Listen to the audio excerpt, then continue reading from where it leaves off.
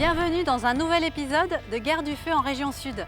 Je me trouve au pied de la Sainte-Baume, un massif recouvert à 70% par de la forêt composée de hêtres, de chênes, d'ifs ou même de tilleuls. Cette forêt séculaire, centenaire, mérite toute notre attention car chaque année, elle est menacée de disparaître par les flammes, comme en 2000 aux alentours de Gémenos. Voyons ensemble comment agir contre les incendies en Provence-Alpes-Côte d'Azur. Vincent Pastor, bonjour. Bonjour. Vous êtes expert de sapeurs-pompiers dans les Bouches-du-Rhône. C'est exact. Si on souhaite s'engager en tant qu'habitant de la région sud, qu'est-ce qu'on peut faire au quotidien?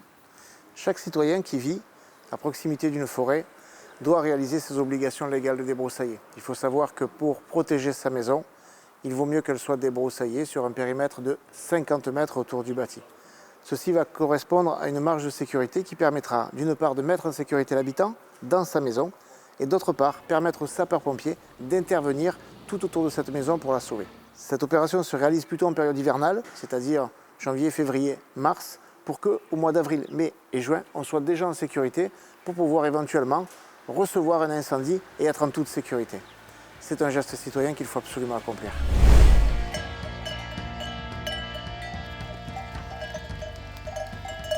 En quoi vos chèvres, tous les jours, contribuent à réduire le risque incendie?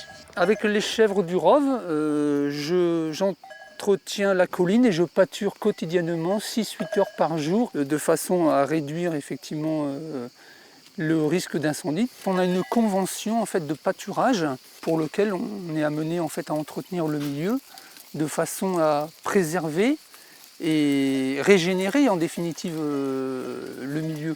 Donc c'est tout le sens en fait, du pastoralisme. Bonjour messieurs, dames. On est garde pour le parc de la Sainte-Baume. Les collègues vous ont expliqué du coup qu'aujourd'hui on était en risque très sévère et que donc on ne pouvait pas pénétrer dans les massifs. Qu'est-ce qui vous a motivé, donné envie de vous engager cet été? Eh bien, moi, c'est avant tout la médiation envers le public et pour protéger l'environnement et ces belles forêts. Aujourd'hui, on est en risque rouge, c'est-à-dire que tous les massifs sont fermés à la fréquentation. Comment le public réagit à ça? Eh bien, parfois, il réagit forcément pas très bien, mais bon, c'est pour la bonne cause, hein, c'est pour protéger notamment ces personnes, mais aussi la forêt, donc c'est important de les prévenir. Diminuer les risques incendie de forêt, c'est l'affaire de tous, à la fois des visiteurs qui viennent et qui se promènent, qui utilisent l'espace forestier, qui peuvent s'engager en respectant les bonnes pratiques que nos agents du parc proposent dans leurs activités de sensibilisation. Mais c'est aussi l'affaire de tout un chacun qui vit sur ce territoire, par exemple un gestionnaire ou un propriétaire forestier qui peut s'engager dans une sylviculture dynamique, diminuer ainsi le stock de combustible de sa forêt. Ça va être aussi les agriculteurs auprès de qui nous intervenons pour essayer de trouver des coups-feu entre l'espace agricole urbain et la forêt. Et puis ça va être l'affaire aussi des aménageurs du territoire qui essaient de limiter les risques en développant l'urbanisme là où c'est le moins dangereux pour les forêts.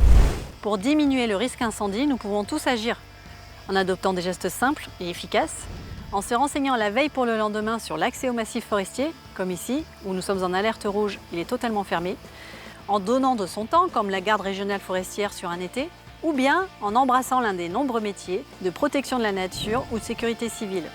Ensemble, ne laissons pas notre maison brûler.